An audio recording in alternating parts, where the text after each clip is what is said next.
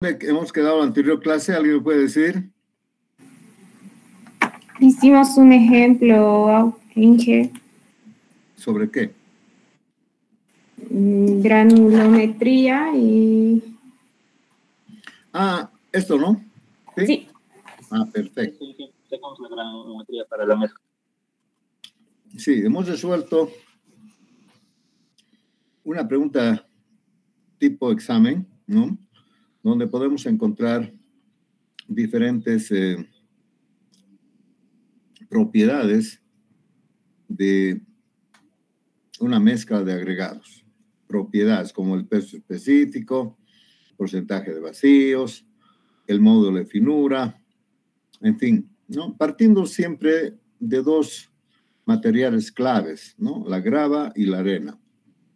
Pero para redondear esto, les quiero decir que la grava también ha sido producto de otra mezcla, la arena igual, ¿no? Entonces, y así se van mezclando de dos en dos hasta llegar a esto. Esto normalmente para diseñar una mezcla de hormigón, vamos a necesitar siempre la grava y la arena como último resultado, digamos, de la combinación. Muy bien, creo que ahí habíamos quedado, entonces vamos a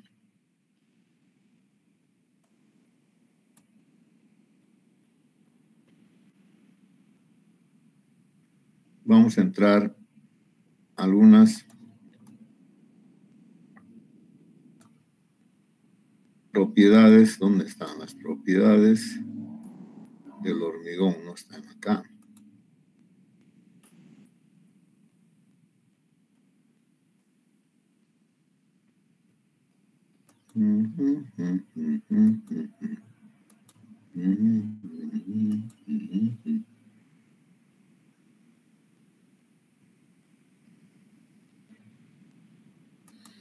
Quería entrar a las propiedades del hormigón. No hay. Bueno.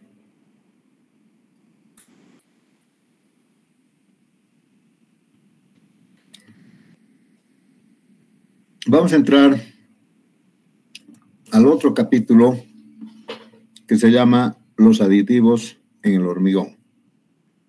Entonces ya habíamos definido que el aditivo es un material químico o una sustancia química, no es un mineral, ¿no? Se llama también material, yo prefiero llamarle una sustancia química, ¿no? Que puede venir en estado líquido o en polvo, depende del fabricante, pero los aditivos se utilizan en el hormigón para modificar algunas propiedades, ¿no? Pero siempre en el sentido de mejorar las propiedades o las características del hormigón. O sea, ¿para qué usaría un aditivo si lo voy a empeorar el hormigón? Y cuando digo mejorar o empeorar el hormigón, sería en base a las características y propiedades del hormigón, ¿no? Como la resistencia, en fin, una serie de propiedades que tiene el hormigón. Entonces, generalmente nosotros vamos a usar estos aditivos para mejorar y cambiar las propiedades del hormigón. En general, todavía no estoy diciendo cuáles son esas propiedades, pero aquí nos podemos dar cuenta cuando veamos qué tipos de aditivos hay en clases, ¿no? Clases de aditivos. Yo les quiero adelantar, jóvenes, que existen infinidad de aditivos. Y los que estoy acá mencionando, realmente queda muy chiquito a lo que hay. Hay una serie de aditivos que actualmente se están usando que ayudan mucho, digamos, a manejar el hormigón, ¿no? Ya sea mejorando sus propiedades, mejorando sus características, mejorando, digamos, la resistencia, la durabilidad, en fin, la consistencia, muchas cosas que podemos mencionar. Por ejemplo, los aditivos que más se han estado usando desde hace años atrás son, por ejemplo, los impermeabilizantes. Ese aditivo, como su nombre indica, ayuda a impermeabilizar más todavía el hormigón. O sea, el hormigón de por sí es impermeabilizante, es impermeable. Cuando está bien construido, sin vacíos, ya sería impermeable, porque el hormigón no lograría, pero el agua no lograría penetrar. Pero como sabemos que el hormigón no es 100% impermeable, entonces con este aditivo nosotros podemos mejorar esa condición. Entonces, como su nombre, impermeabilizante es con relación al agua, ¿no? O a cualquier otro líquido, pero fundamentalmente con relación al agua, ¿no? Entonces, que impermeabiliza el agua. Imagínense un tanque de agua, tremendo tanque de agua, ¿no? Si yo no utilizo un hormigón que sea 100% impermeabilizante, entonces voy a tener filtraciones, fisuras, aunque sea de gotita en gotita, ¿no? Pero eso ya me da que el agua ha penetrado a la estructura del hormigón y sobre todo a los aceros, al refuerzo, ¿no? Entonces, el agua, primero que va humedeciendo, va filtrando, ¿no? Y segundo que va corroyendo y oxidando el acero, ¿no es cierto? Entonces, lógicamente, yo tengo que pensar que mi hormigón tiene que ser completamente impermeable. Y para eso tengo que usar, pues, un aditivo. También, como ya les había mencionado, hay algunas condiciones en las cuales yo necesito que el fraguado sea rápido por algunas razones, ¿no? Que después les voy a explicar. Por ejemplo, en un lugar muy frío, yo necesito un acelerante de fragua como aditivo. Pero no solamente en un lugar frío, sino también necesito, si yo quiero desencofrar más rápido o quiero que adquiera resistencia más rápido a los 28 días, entonces yo debería usar un acelerante de fragua. O sea, acelerar. Tal vez, para que ustedes tengan una idea, digamos, en el tiempo, reducir a la mitad. O sea, si el fraguado empieza a 1 hora, con un aditivo acelerante podemos empezar a la media hora. Y si la resistencia al hormigón se llega a los 28 días, normalmente, con un acelerante puede llegar eso a los 14, la mitad, por decir algo, ¿no? Podemos hacer un 60%, un 50%, pero supongamos la mitad, entonces eso ya me da una idea de que para qué sirve un acelerante, ¿no? Es para apurar, digamos, el fraguado y apurar también que adquiera resistencia más antes de los 28 días, por ejemplo, en 14, por ejemplo, ¿no? O en 21, o en 18, lo que sea, depende de la cantidad que se pone el aditivo. ¿Están escuchando, jóvenes? ¿Sí? Sí. ¿Aló? Sí, Ya. Bien, entonces, este es un aditivo que se utiliza también con mucha frecuencia. Hay otro aditivo que se llama incorporador de aire o también se llama atrapador de aire. Este aditivo se utiliza generalmente para mejorar la trabajabilidad del hormigón y también para aumentar la resistencia. A ver, más o menos para que tengan una idea, el hormigón debería ser cero aire, ¿no? O sea, no debería tener nada de aire. Pero ya les he dicho, por algunas circunstancias, el hormigón tiene aire, un 2%, 1%, 3%, lo que sea. Esa porosidad del hormigón, aunque sea mínima, me reduce la resistencia al hormigón, ¿no es cierto? Entonces, para evitar esa porosidad, yo uso este famoso aditivo que se llama atrapador de aire o incorporador de aire. Después les voy a explicar que esto lo que hace es todos los poritos ahí, los airecitos, los va atrapando y los vuelve en uno solo, en una esferita.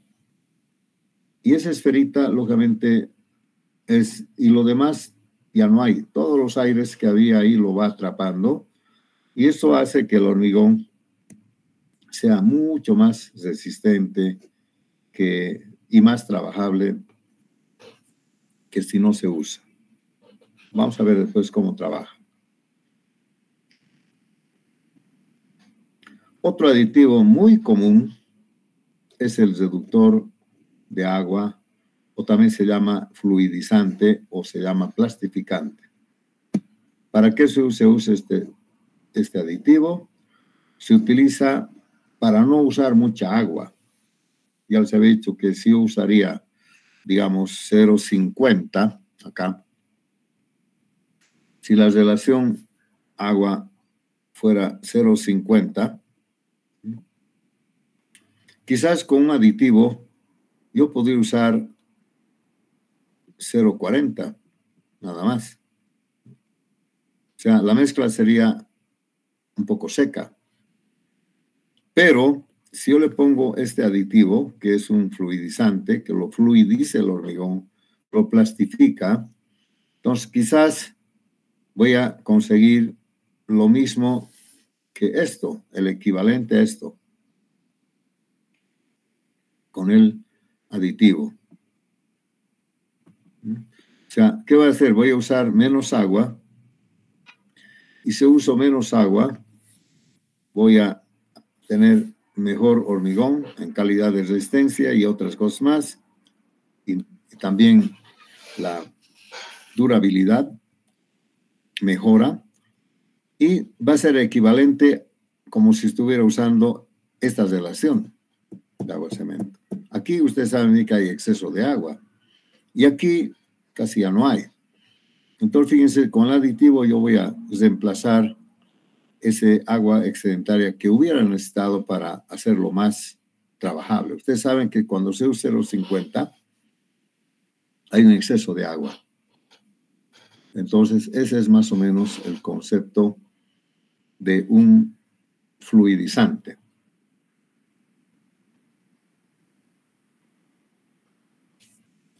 Otro aditivo es el retardador de fraguado. Retardador de fraguado. Como su nombre indica, se utiliza, mire, generalmente se utiliza en lugares fríos, ¿no?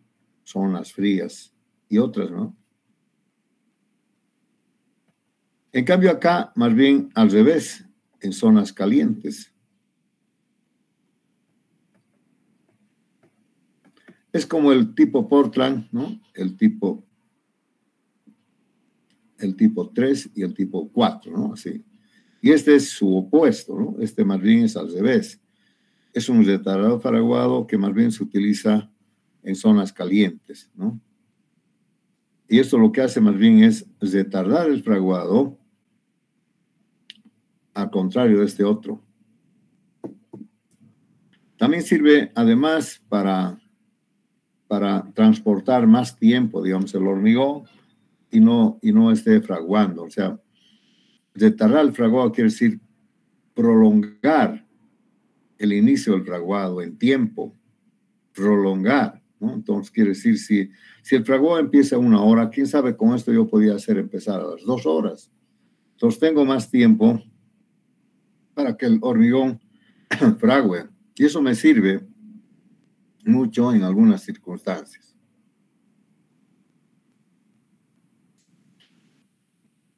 Otros aditivos, curadores químicos, que son justamente cuando uno quiere evitar el estar utilizando agua de curado. Por alguna razón no se puede introducir agua de curado en alguna estructura, ¿no? Entonces, lógicamente, podemos usar también un aditivo que reemplace esto. un curador, pero este es químico.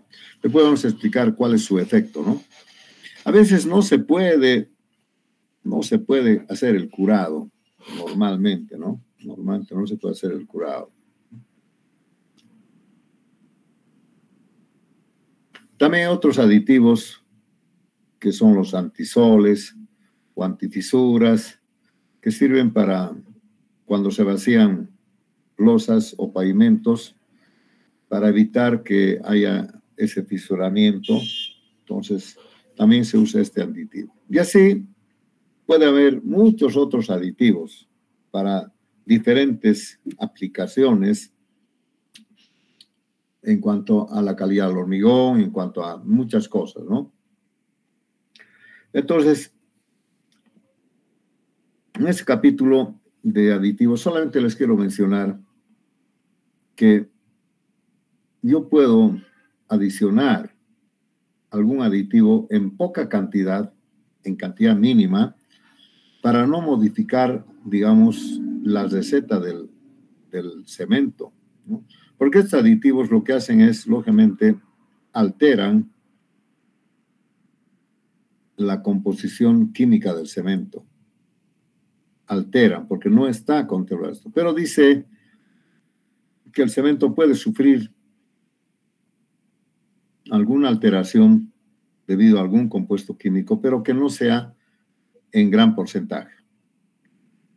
Entonces, esos porcentajes lo vamos a decir después, ¿sí? ¿Alguna pregunta hasta aquí, jóvenes? ¿Tienen alguna pregunta sobre los aditivos? ¿Alguna curiosidad? Tampoco. Cuando hagamos el diseño utilizando estos aditivos, ahí sí yo voy a ampliar un poco, ¿no? Y voy a dar además qué cantidad, según cuánto se utiliza para decir que un hormigón es impermeable, ¿no?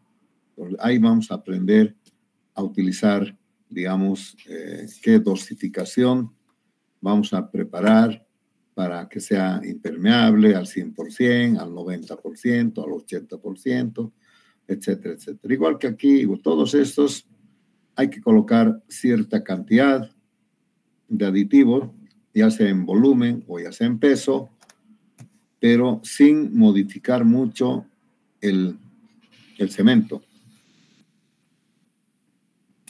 También, como un comentario general, les quiero decir que no es muy conveniente usar en el mismo hormigón varios aditivos, ¿no? Digamos, impermeabilizante y esto más y esto más. Eso no funciona bien porque vamos a ver que utilizando diferentes sustancias químicas podemos neutralizar su efecto. O sea, generalmente la norma dice se puede utilizar máximo 2 aditivos diferentes, pero ¿y qué aditivos, no? O sea, para no estar superponiendo el efecto, y eso tal vez podía dar un efecto, digamos, negativo, o sea, una especie de, químicamente hablando, podía interrumpir, ¿no? Podría no hacer el efecto como corresponde. Es como los médicos, ¿no? Cuando te dan una receta, siempre tienen que tener cuidado de no utilizar dos recetas que se vayan a neutralizar, ¿no?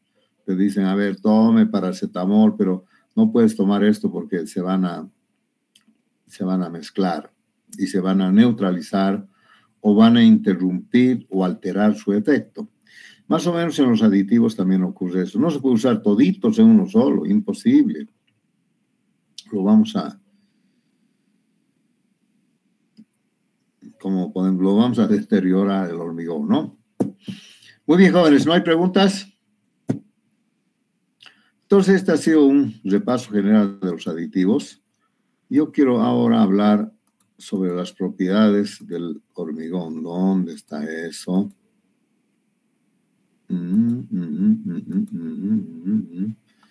Aquí estaba, pero se ha perdido. ¿No hay?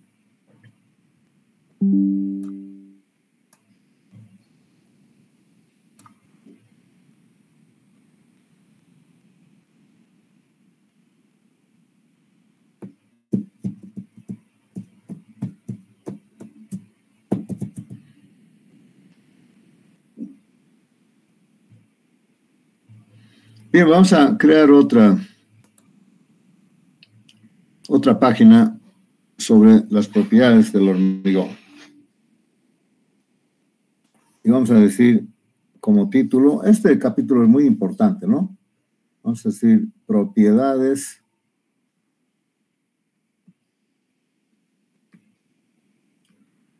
del hormigón.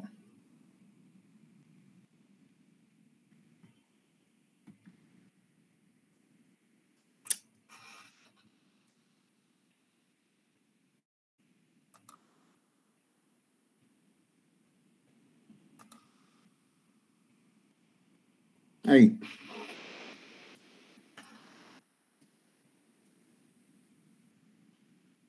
Bueno, las propiedades del hormigón la podemos dividir primero en dos, ¿no? Digamos, uno sería en el estado fresco.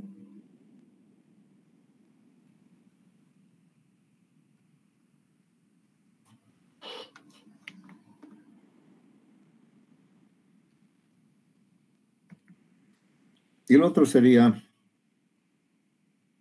en el estado endurecido.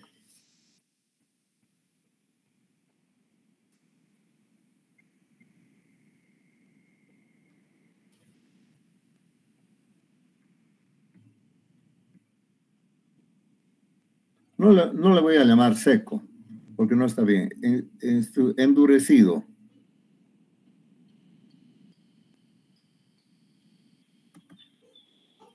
Entonces, jóvenes, acá en el estado fresco podemos hablar de algunas propiedades y características. ¿Cuáles serían esas propiedades y características del hormigón? ¿Cuáles serían? Uno sería, por ejemplo, cuando el hormigón está en estado fresco, uno sería la trabajabilidad. Trabajabilidad.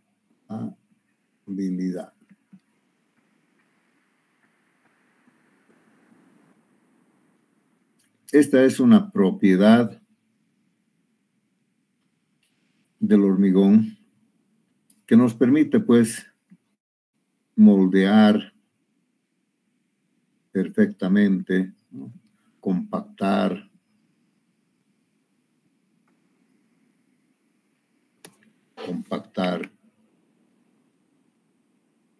manejar, en general, manejar el hormigón perfectamente bien.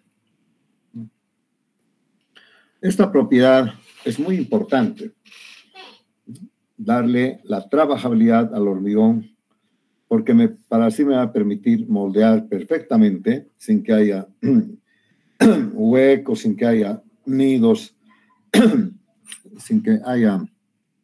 Bueno, nosotros en nuestro léxico común llamamos, digamos, nidos, ¿no? Nidos o cangrejeras, ¿no? Que no haya cangrejeras. ¿Qué son las cangrejeras? Que son huecos que han quedado cuando lo destapas o cuando lo desencofras, vas a encontrar que aparecen una especie de nidos, de vacíos, huecos, cangrejeras, ¿no?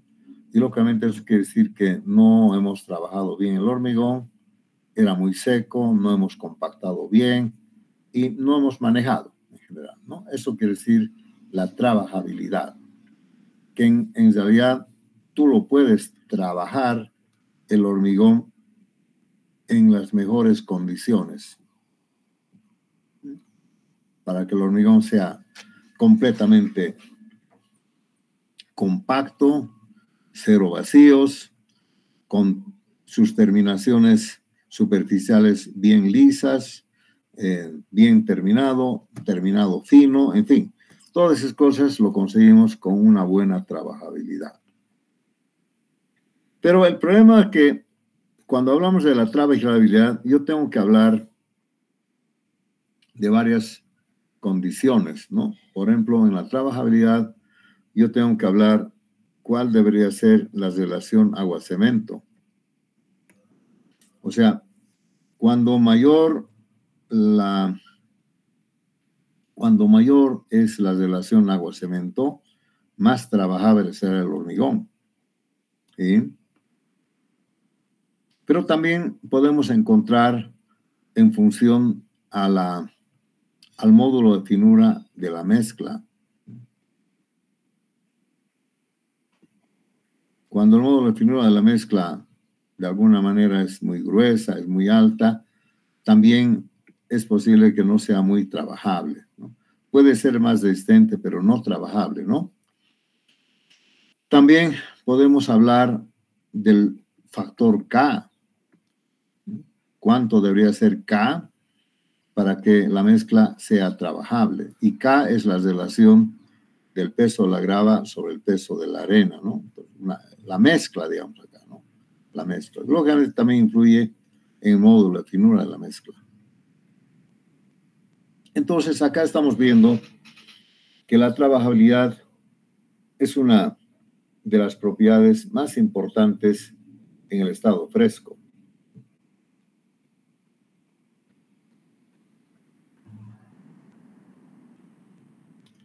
Entonces, en general, esto depende, básicamente, de los agregados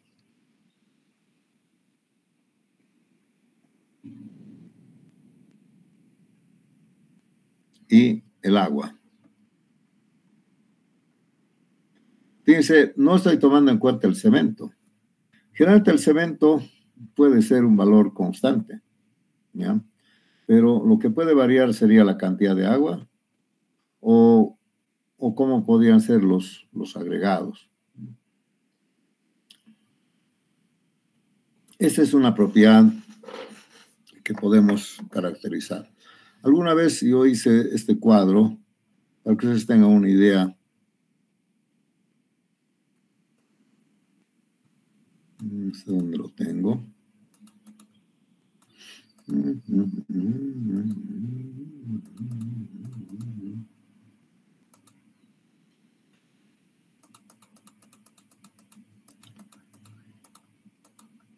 Hice un cuadrito donde podemos apreciar,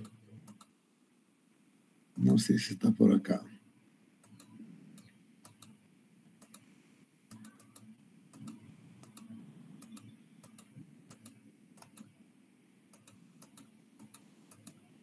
Va, se me ha perdido. Pero lo vamos a hacer de nuevo, no hay problema. Solamente quería aprovechar. No hay. Ya. Vamos a ir otra vez donde estábamos.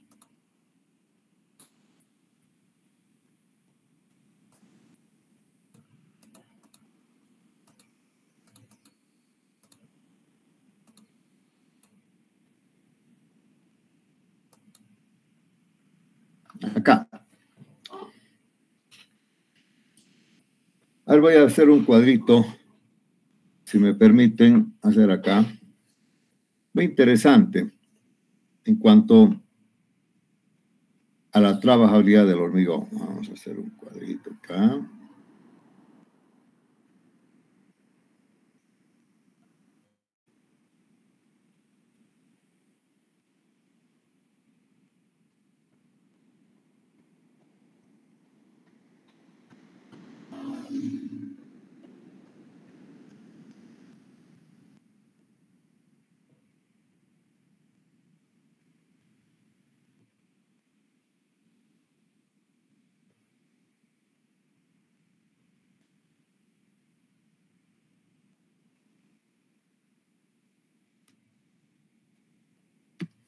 Entonces acá vamos a ver los parámetros.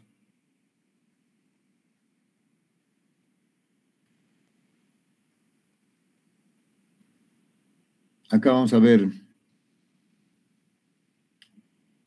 la resistencia.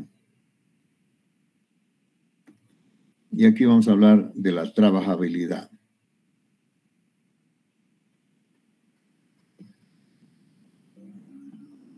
Así. Trabajabilidad. Miren, por ejemplo, acá en el primer en el primer cuadrito, vamos a ver qué pasa con la relación, si el parámetro es la relación agua-cemento.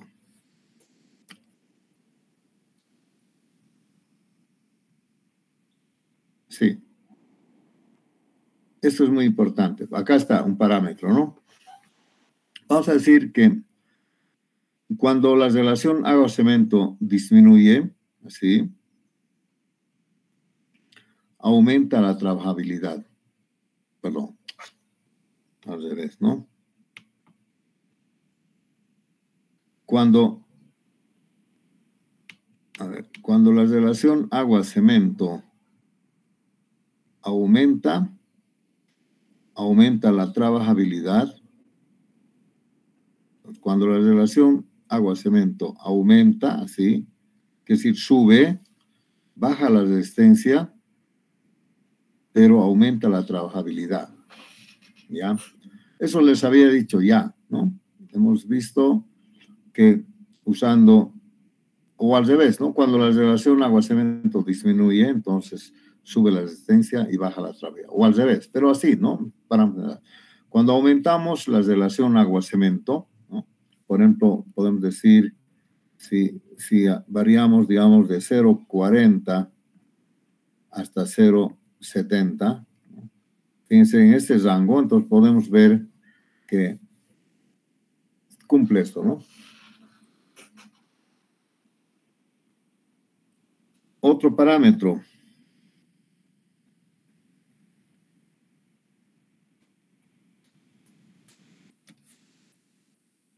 La arena.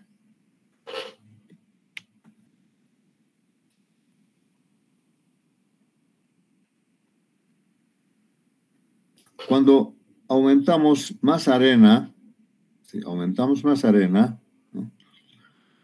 Bajamos también la resistencia y aumentamos la trabajabilidad.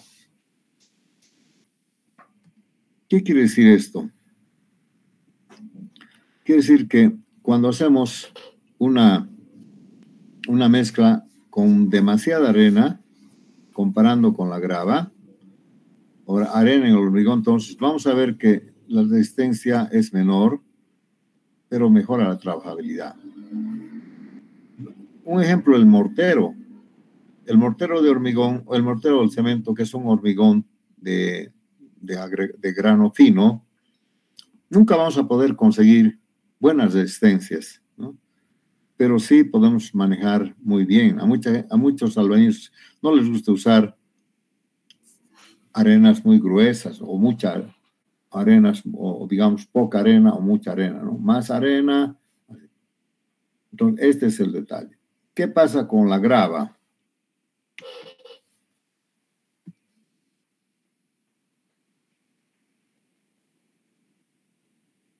Cuando la grava aumenta la resistencia y disminuye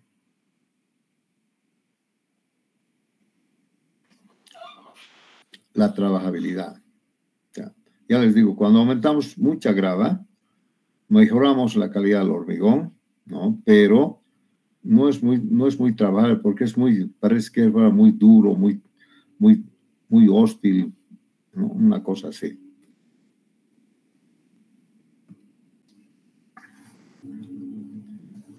¿Qué pasa con el factor K?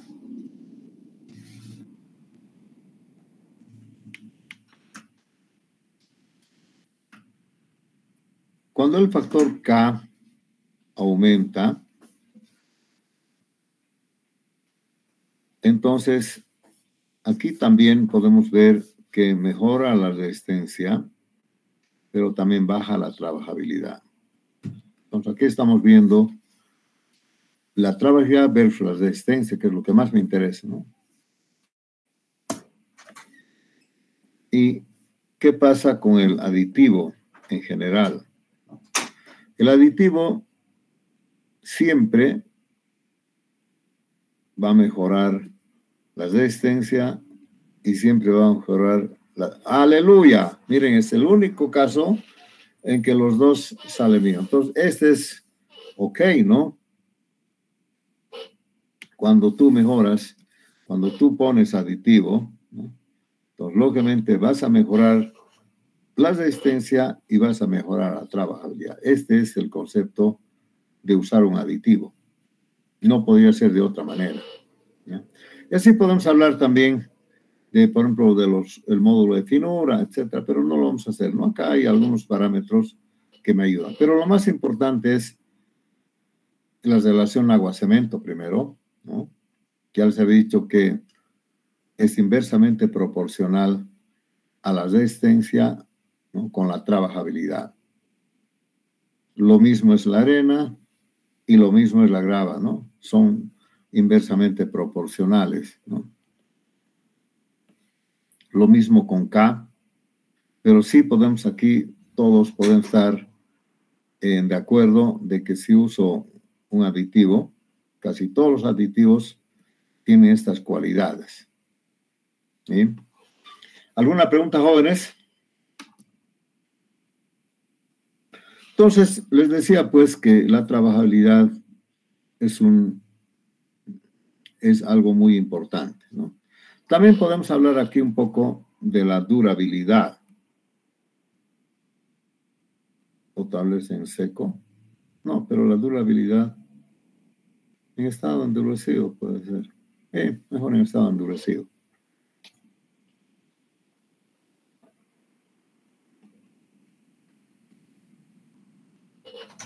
Entonces, como verán ustedes, para obtener un hormigón en condiciones óptimas, así decía, ¿no? Tenemos que mirar todos estos parámetros. No solamente es la relación agua-cemento, también es la relación de la arena versus la grava, ¿no? Y eso también se refleja en el valor de K, ¿no? Tal vez dije, K ya está mezclado, ¿no? Entre los dos.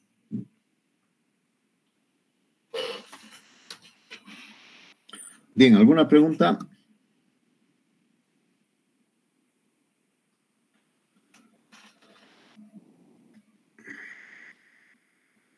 Cuando hablamos de resistencia, este es en estado endurecido, ¿no? Acá vamos a poner estado endurecido.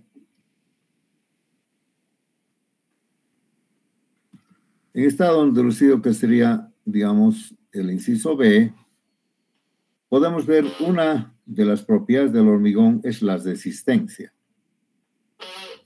¿Y qué es la resistencia? Es la capacidad que tiene el hormigón, ¿no? A resistir algunos esfuerzos o algunas solicitaciones que podrían o solicitar al hormigón, ¿no? O sea, resistencia se refiere a que el hormigón tiene que estar solicitado, ¿no? Tenemos que medirle su propiedad de resistencia. La resistencia en general es un valor general, pero podemos hablar, por ejemplo, de la compresión, que es una de las mejores propiedades de resistencia al hormigón, la compresión, comprimir, ¿no? La tracción es también otra propiedad, pero en muy bajo, comparativamente con la compresión, la tracción en el hormigón es muy bajo, tal vez el 10% o 12% máximo. Pero fíjense ustedes, cuando yo hablo de flexión, que es otro esfuerzo, estoy combinando los dos, ¿no? La compresión y la tracción. Los que saben resistencia a materiales me van a entender que la flexión es un esfuerzo de resistencia, ¿no? Donde tengo que medir la compresión y la tracción al mismo tiempo, ¿no? Eso es flexión. También se puede medir solamente la compresión, solamente la tracción, ¿no? O se puede medir combinado con la flexión. También podemos hablar del esfuerzo de corte como resistencia. ¿Cuánto de esfuerzo de corte puede resistir el hormigón? O su desgaste, ¿no?, al impacto, por ejemplo, ¿no? ¿Cuánto podría resistir el hormigón al impacto? Sabemos bien, jóvenes, que el hormigón, por sus características, tiene buenos valores de resistencia en general, ya sea en compresión y también tracción. No son iguales, pero tiene en corte, desgaste, impacto, y así, solamente resistencia, ¿no? Y tiene valores altos, o sea, quiere decir que el hormigón puede resistir en valores altos comparativamente con otros materiales, ¿no? Como, no sé, la madera, la cerámica, el vidrio. Lógicamente no me voy a comparar con el acero. El perfil de acero, lógicamente, es mucho más resistente que el hormigón, pero el precio, ¿de qué hablamos, no? Entonces, lógicamente, el hormigón tiene esta propiedad de resistencia, ¿no? A la compresión, a la tracción, al impacto, al golpe, en fin, al cortante también. Otra de las propiedades y características del hormigón es la tenacidad. La tenacidad se puede medir generalmente al choque o al impacto o al golpe, ¿no? Al golpe. Esto quiere decir tenacidad, ¿no? ¿Cuán tenaz es el hormigón? Si nosotros comparamos el hormigón con una porción de roca o de piedra, ¿no?, vamos a ver que la piedra tiene una propiedad importante en tenacidad, ¿no? Que puedes resistir al choque, lo puedes golpear, lo puedes impactar, ¿no? Es posible que puedas resistir bien una buena roca, ¿no?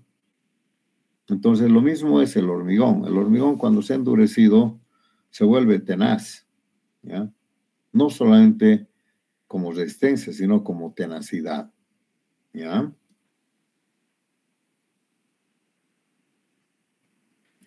También podemos hablar de una propiedad de la dureza, que es también al desgaste, ¿no? Al desgaste. ¿Cuánto podría durar el hormigón al desgaste, ¿no? Cuando si nosotros le aplicamos algunos esfuerzos de desgaste, como una ráfaga de arena, un golpe de agua, de mar, por ejemplo, el mar le va golpeando a las rocas, a las piedras o al hormigón, y vamos a ver que estos pueden resistir no al 100%, ¿no? Porque a la larga siempre van fallando, ¿no? La roca también, ¿no? Va horadando el impacto, el desgaste.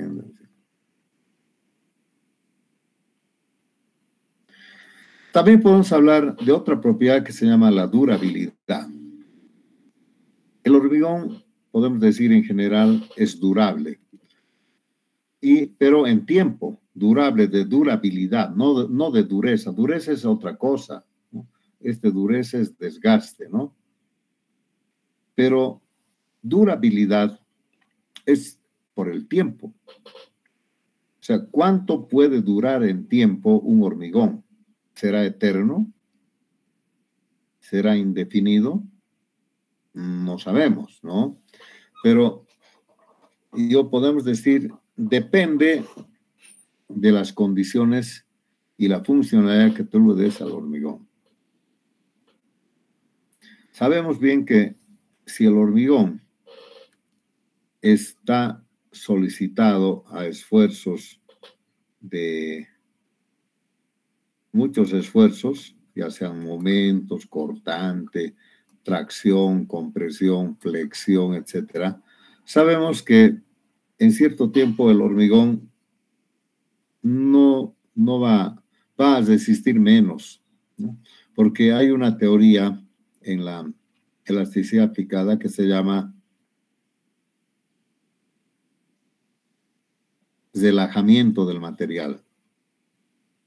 El material se relaja con el tiempo, siempre y cuando esté sometido a esfuerzos de este tipo: compresión, tracción, flexión, por un lado el corte, desgaste, impacto, etcétera, etcétera. Entonces, poco a poco el hormigón va perdiendo poquito a poco esa propiedad. Y con el tiempo es posible que el hormigón pierda estas características y propiedades con el tiempo, ¿ya? Entonces, lo que quiere decir que en cierto tiempo, pues yo el hormigón lo tengo que demoler, ¿no? Por ejemplo, un edificio, pongámosle de 20 pisos, alto, y este edificio está sometida a una serie de esfuerzos que, aparte de las cargas, puede ser el viento, el sismo, la explosión, cualquier esfuerzo que nos ocasiona. El edificio en principio va a resistir bien, ¿no? Por ejemplo, el sismo. La primera vez puede resistir bien, ¿no? Si está diseñado para eso. Pero quién sabe, en la segunda ya no tanto, en la tercera menos, en el cuarto embate menos, y así poco a poco no se va debilitando. El término debilitar no es correcto, se va relajando. Eso es la durabilidad. Pero si el hormigón fuera, digamos, un bloque, digamos, bien guardadito, bien almacenado, un lugar fresco, donde no hay ataque de ningún tipo de fenómenos naturales, no está sometido a ningún esfuerzo, nada más que hay guardadito, como si estuviera en un pedestal, como si fuera una joya, digamos, seguramente el hormigón va a durar eternamente. Así como les digo, eternamente. No se puede por qué no durar, ¿no? ¿Me entienden? Pero tampoco no vamos a hacer el hormigón para eso, ¿no? El hormigón sería entonces, digamos, tipo contrapeso, ¿no? Pero como el hormigón siempre está sometido a esfuerzos, entonces lógicamente se va agotando, digamos, ¿no? O se va relajando. Entonces, es un poco difícil decir que el hormigón es durable o eterno, por el tiempo. Aquí yo escribí algo, por ejemplo, ustedes saben que las pirámides de Egipto, que se han construido hace muchos miles de años, debido al viento con ráfagas de arena, que es como una especie de lija, estas pirámides se están gastando. Eso, pero no es hormigón, son rocas, ¿no? Son piedras que se están desgastando y han perdido mucho volumen, hay un desgaste acá, ¿sí? Lógicamente eso es más o menos un ejemplo de lo que es la tenacidad de una roca, ¿no? Una roca, ¿no? Porque las pirámides son rocas, ¿no? Que se han tallado, no sé cómo lo han hecho, no sé cómo lo han subido, pero han puesto uno sobre otro, tal vez los han mezclado con alguna argamasa, pero al final las pirámides están ahí por muchos miles de años, 3.000, 4.000, 5.000 años, no sé, antes de Jesucristo, ¿no? Ya había. Entonces, también sufren estas pirámides, a pesar que son estructuras muy estables, ¿no? Una pirámide, pero igual sufren algún desgaste. Eso es. Estos jóvenes en estado endurecido, las propiedades que más a mí me interesan es la resistencia, porque con esto voy a calcular los esfuerzos, pero también me interesa la durabilidad, ¿no? Y para la durabilidad, lógicamente yo tengo que mirar cuánto tiempo me puede durar una estructura. Por ejemplo, si yo diseño o construyo un edificio, y me dicen, no, tu edificio va a durar 10 años y después ya no sirve, no es un edificio que tenga buena durabilidad, ¿no es cierto? Pero si fuera, digamos, 60 años, 80 años, tiempo de vida útil de un edificio, a mí me parece muy interesante. En algunos países del mundo, como Japón, por ejemplo, las edificaciones no tienen mucho tiempo de durabilidad. ¿Por qué? Porque primero que Japón está construido en una zona, en una isla que tiene el suelo no es bueno, tiene de mala calidad el suelo, y para colmo, está sometida a sismos de todo el tiempo, hay sismos y otros fenómenos naturales, ¿no? Entonces, generalmente un edificio, después de unos, no sé, 50 años o 45 años por ahí, ya ha cumplido su vida útil y hay que demolerlo. Y allá lo demuele, ¿no? Agarra unas dinamitas, unos explosivos y abajo el edificio, ¿no? Lo podía reparar, pero estructuralmente hablando ya no se puede reparar. ¿Por qué? Porque ese edificio ya ha sufrido muchos embates de la naturaleza que le han dejado medio, como decir, no es medio groggy, ¿no? O sea, ya está medio, como en el boxeador, ¿no? Me dan un golpe, resisto el segundo, pero ya cuando estoy en el 10º golpe ya estoy medio mal, ¿no? Entonces, sí, más o menos, es el concepto de la durabilidad. ¿Alguna pregunta, jóvenes, hasta acá? Ahora bien, como habíamos hablado, estas propiedades en estado endurecido también dependen de la relación agua-cemento, ¿no? Y también dependen de... ¿Dónde está mi cuadrito? Dependen de esto, porque aquí está la resistencia, ¿no? Aquí me falta solamente poner la durabilidad. La durabilidad, lógicamente, también se mejora con estos cambios de parámetros. Aquí me faltaría tal vez aumentar la durabilidad. Le vamos a aumentar.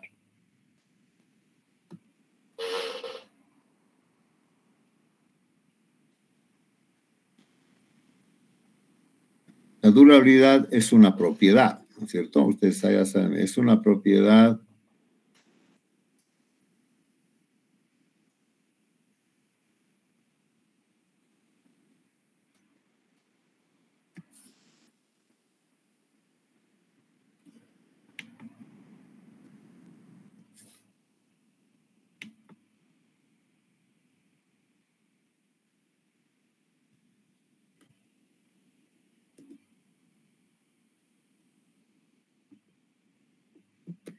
durabilidad.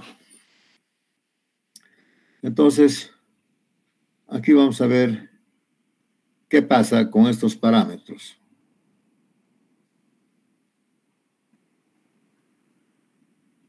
A ver, no sé si puedo ver. Aquí podemos decir perfectamente que cuando la relación agua-cemento aumenta, disminuye la durabilidad.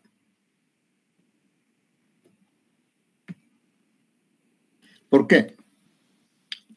Porque en realidad, cuando aumentamos el agua, el hormigón se vuelve un poco poroso y eso afecta en la durabilidad.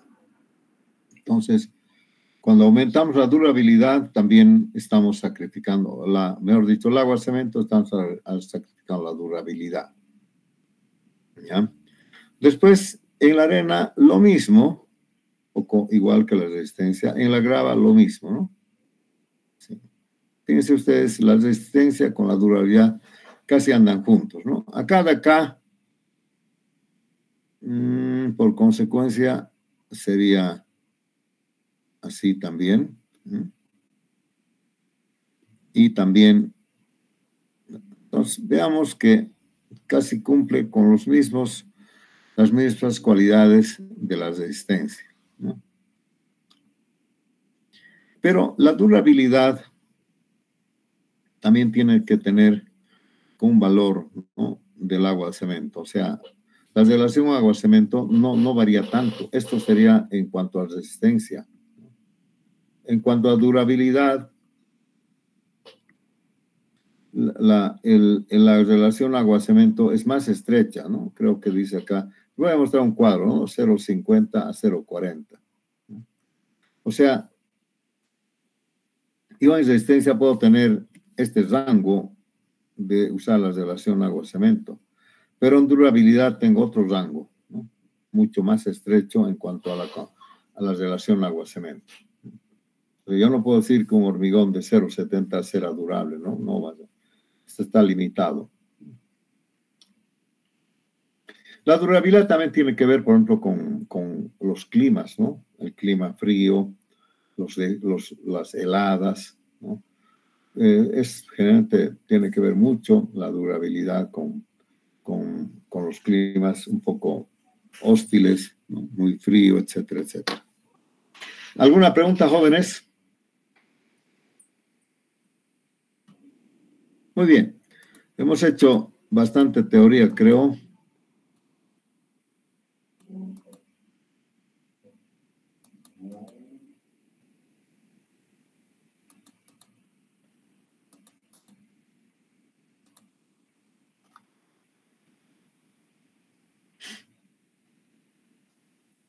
Ahora quisiéramos hablar en general. ¿Dónde está?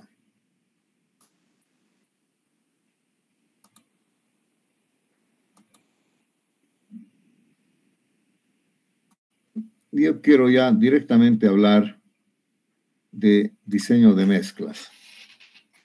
Y en esta clase, como tengo más o menos 10 minutos, voy a hacer una pequeña introducción. Si no tiene alguien alguna pregunta o alguna curiosidad, alguna consulta, ¿hay algo? No hay. Muy bien, vamos a entrar ahora a uno de los capítulos que culmina la primera parte de la materia de hormigón armado 1, que sería el diseño de mezclas de hormigón armado, que también se llama dosificación, pero para nosotros un término más adecuado es un diseño de mezcla, no dosificación, ¿no? Dosificación pareciera que fuera una receta, pero aquí no hay recetas. Aquí hay que diseñar la mezcla de hormigón en base a muchos parámetros, ¿no?, muchos y propiedades que uno quiere darle al hormigón. Entonces, el diseño siempre va a variar, ¿no?, dependiendo, ya les digo, de los requerimientos y las exigencias y la funcionalidad que tú le quieres dar al hormigón, ¿ya? Entonces, no vamos a hablar de dosificación. A mí no me gusta mucho hablar de esto, ¿no? Es como si yo les dijera, vamos a hacer un queque y le vamos a poner harina, no sé, royal, huevo, azúcar. No, esto no es así. El diseño se hace en base al requerimiento del hormigón. Pero, lógicamente, en el diseño de una mezcla de hormigón intervienen estos materiales o elementos que forman parte de este diseño: el cemento, el agua, la arena, ya una granulometría de la arena ya definitiva, la grava también ya una mezcla definitiva, y en algunos casos aditivo como opcional.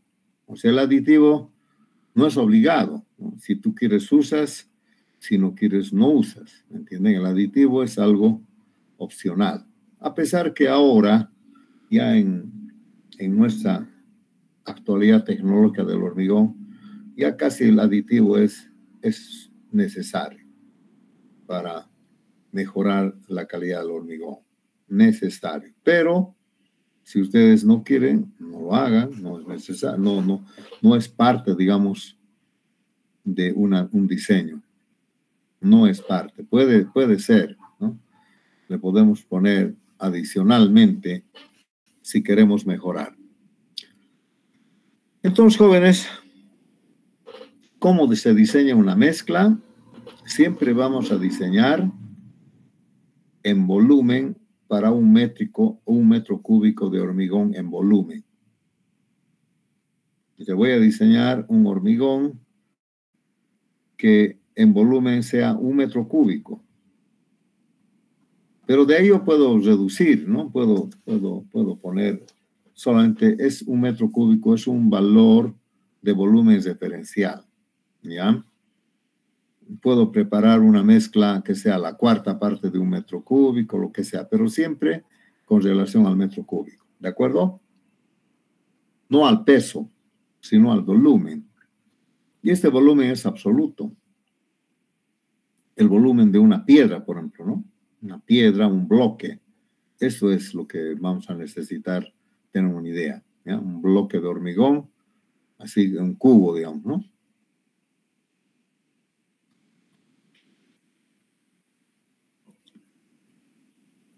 Se dice que cuando está bien diseñada una mezcla, en función a la mezcla de cemento, agua, arena y grava, que son los 4 componentes, ¿no? Posiblemente decimos que esta mezcla, por más que esté bien graduada, bien diseñada, posiblemente podemos encontrar siempre alguna porosidad, inclusive accidentalmente, ¿no? De 1 al 2% en el mejor de los casos, en el mejor de los casos. Y eso se llama aire, ¿no? Volumen del aire. En el peor de los casos, esto puede ser 10%. Uf, es un hormigón de pésima calidad, digamos, ¿no? Entonces, lógicamente, un hormigón bien diseñado, podemos concebir, digamos, un volumen de aire del 1 al 2%, en el mejor de los casos, ¿ya? O 3, digamos, tal vez, 3%, digamos. Entonces, ¿qué pasa? Si nosotros quisiéramos diseñar una mezcla, tenemos que considerar el volumen del cemento, más el volumen del agua, A, más el volumen de la grava que le vamos a llamar B labial, y más el volumen de la arena, que sería el fino, y más el aire. Pero van a ver ustedes que este aire yo lo voy a eliminar como volumen por una razón que después les voy a explicar. Pero originalmente es parte del metro cúbico de hormigón, el aire, un volumen pequeño, 1 al 3%, tal vez 2, etc. No podemos decir 0, es muy ideal, muy difícil decir 0, no vamos a conseguir. Bueno, y eso tiene que ser 1 metro cúbico. Pero ahora bien, ¿por qué yo anulo el aire? Porque acá les quiero comentar que cuando se prepara una mezcla de hormigón en 1 metro cúbico exactamente, en estado fresco, podría ser que cuando pasa al estado endurecido, ha habido una contracción volumétrica muy pequeña, también del 1 al 2%. Eso quiere decir que yo debería diseñar una mezcla, digamos, para 1,2%, sería 1,02 metros cúbicos. Porque el hormigón se encoge un poquito en la parte externa. Se encoge un poco, pero muy poquito, 2%, ¿no? Y aquí también podemos decir 0,2% el aire. Entonces, si se ven ustedes, si yo pienso que el hormigón va a ser 1,02 metros cúbicos y el aire también, entonces esto yo lo puedo eliminar, ¿no? Acá. Elimino el aire y elimino también esta contracción volumétrica y solamente tomo en cuenta 1 metro cúbico, ¿no? Entonces, así se justifica, ¿no? Algebraicamente, matemáticamente, que yo elimino el aire. ¿Por qué? porque también yo sé que el hormigón se contrae. Van a ver ustedes, cuando ustedes alguna vez van a notar, cuando se vacía, digamos, acá ven ustedes el encofrado, ¿sí? Supongamos un encofradito así, una viga, digamos.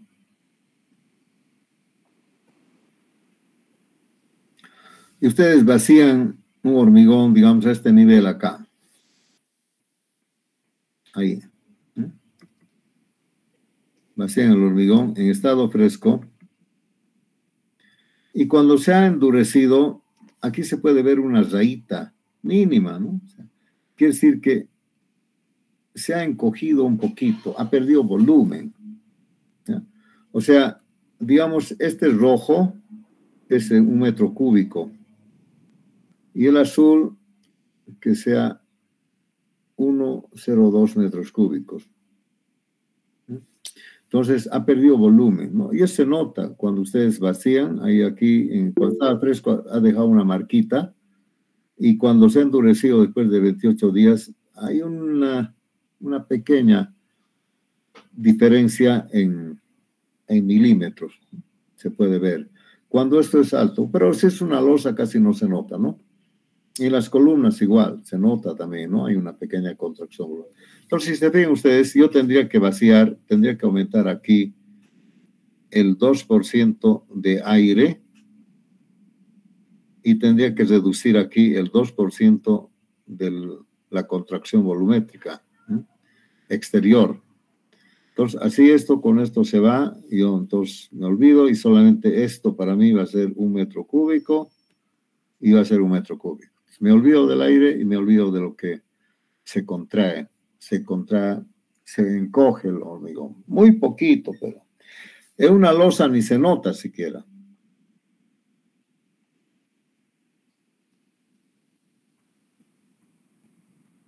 ¿Alguna pregunta, jóvenes? Bien, entonces, en resumidas cuentas, yo voy a reducir eso y voy a decir que C más A más B y más Fe tiene que ser 1 metro cúbico. Entonces tengo que ponerle una cantidad de cemento, una cantidad de agua en volumen absoluto, una cantidad de grava en volumen absoluto y una cantidad de arena en volumen absoluto para que me dé 1 metro cúbico en volumen absoluto también. Todo esto es absoluto. No hay aire, no hay vacíos. Es como una piedra compacta. Este metro cúbico que ven acá es compacto, ¿no? Así, como una piedra. Ahora bien, ¿qué cantidad de cemento en volumen, qué cantidad de agua? Y yo le voy a poner para cumplir algún requisito, tal vez de resistencia, tal vez de durabilidad, tal vez de trabajabilidad o tal vez de tenacidad. En fin, todas estas propiedades que son requisitos que me dan el hormigón, ¿no? Uno de los principales requisitos siempre va a ser la resistencia del hormigón a la compresión, que le vamos a llamar F'C, y la trabajabilidad del hormigón. Entonces acá ustedes pueden ver que generalmente se puede encontrar una relación entre el agua, entre la relación agua-cemento y la resistencia, ¿no? Siempre tengo que mirar estas dos propiedades más importantes.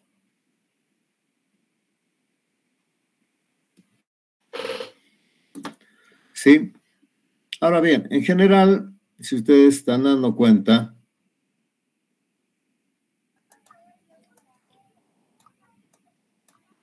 yo no puedo poner estos volúmenes caprichosamente, ¿no? Pues a ver, le pondremos tanto de la arena o tanto de grava, ¿no? Y después le aumentamos un poco de agua, así a ojo de buen cubero, y le ponemos también cemento así a ojo de buen cubero. No es así, ¿no es cierto? Ustedes cuando preparan una mezcla así a ojo de buen cubero, como hace el albañil, lo hace pues con una esperanza de calidad baja, ¿no? No es así. tenemos que ver mucho para mezclar la grava con la arena. Tenemos que ver mucho la granometría, el factor K, ¿no? En qué proporción tengo que poner la grava con la arena, ¿sí?, para encontrar una curva granométrica adecuada.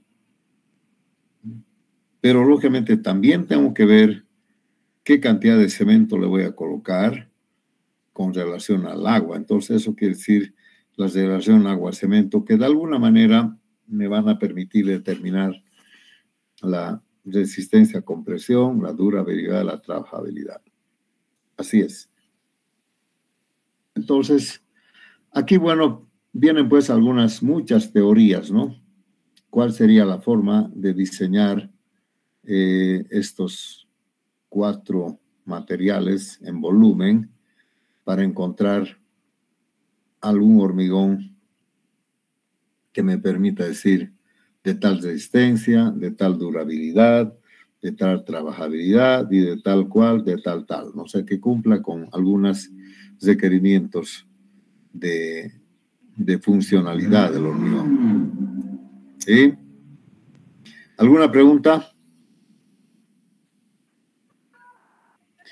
Muy bien. De principio, yo voy a mantener esto así, ¿no? Pero quiero decirles que en el momento cuando se diseña, pese a que los materiales que van a terminar en una mezcla endurecida o mezcla fresca, siempre va a ser 1 metro cúbico en estado fresco y en estado seco. Ustedes me dirán, pero usted me ha dicho que aumenta se contrae, evidentemente, pero yo he eliminado con el aire, ¿no es cierto? Evidentemente, yo podría vaciar, para que sea 1 metro cúbico en estado seco, tengo que vaciar 1,02 metros cúbicos en estado fresco. ¿Me entienden? Pero igual tengo que pensar también que en el volumen de acá tengo que ponerle aire, que entra por mala suerte, digamos, ¿no? Entonces, pero fíjense, volumétricamente hablando, esto yo lo elimino y listo, porque eso se va a eliminar. Este 0,2% es el 0,2% del volumen contraído. Muchos autores diseñan esto, digamos, 1,02 y aquí le aumentan también 0,2 de aire. Entonces, si se fijan ustedes, algebraicamente o aritméticamente se desaparece, siempre y cuando el volumen del aire sea 2% y la contracción de volumen exterior sea también 2%, ¿no es cierto?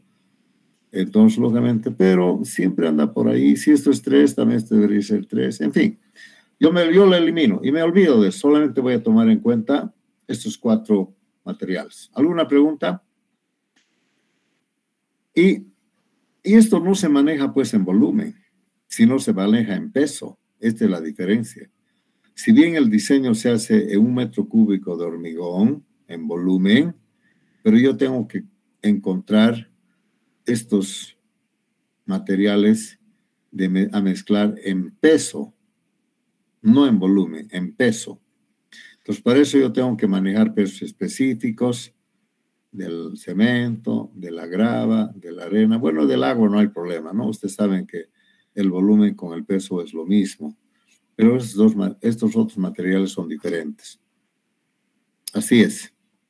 ¿Y por qué no se maneja en volumen estos materiales? Porque sabemos que el cemento, por ejemplo, tiene un esponjamiento como tal.